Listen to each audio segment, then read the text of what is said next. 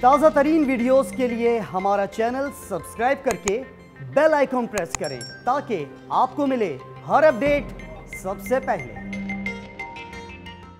لوگ کر رہے کیا ہے؟ عبادت مسجد میں، اور اس پر یہ جو وہ کیا کہتے ہیں، سٹن گرینیڈز پھینکے گئے، جناب ان پر لاٹھی چارج ہوا، واٹر کیننز کا استعمال ہوا، ایریل اٹیک ہوا، ربر بلٹس فائر کی گئی۔ This is against any norm، اور اس کی پاکستان پرزور مذمت کرتا ہے، اور اپنے فلسطینی بھائیوں کے ساتھ اور اپنی امہ کے دیگر ممالک کے ساتھ، ان کی عوام کے ساتھ، ان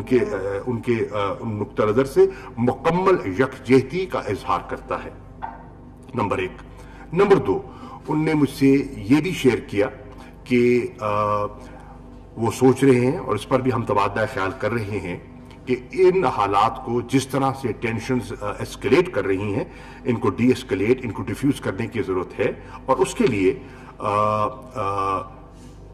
اقوام متحدہ کی جنرل اسمبلی کا ایک ہنگامی اجلاس کی بھی ایک تجویز زیر غور ہے، اس پہ بھی کنسنسس بلڈنگ درکار ہے۔ تو یہ چیزیں تھیں جس پر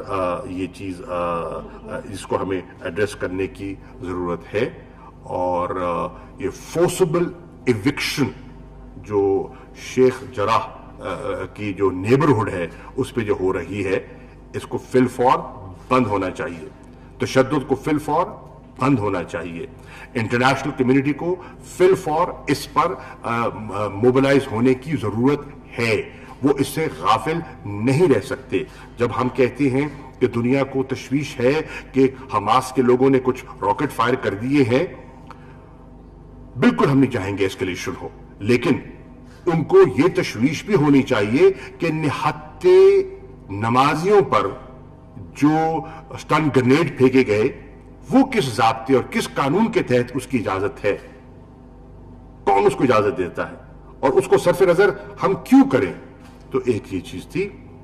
جس کو ہم سامنے رکھ کر اپنا ایک پوزیشن ہم لے رہے ہیں۔ پاکستان کی پوزیشن اس پہ واضح ہے۔ میری کل رات وزیر اعظم سے بھی بات ہوئی، میں نے رات کو انہیں بھی اعتماد میں لیا، تو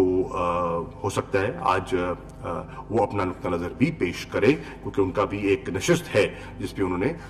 کوشچن آنسر سیشن ہے جو انہوں نے کرنا ہے۔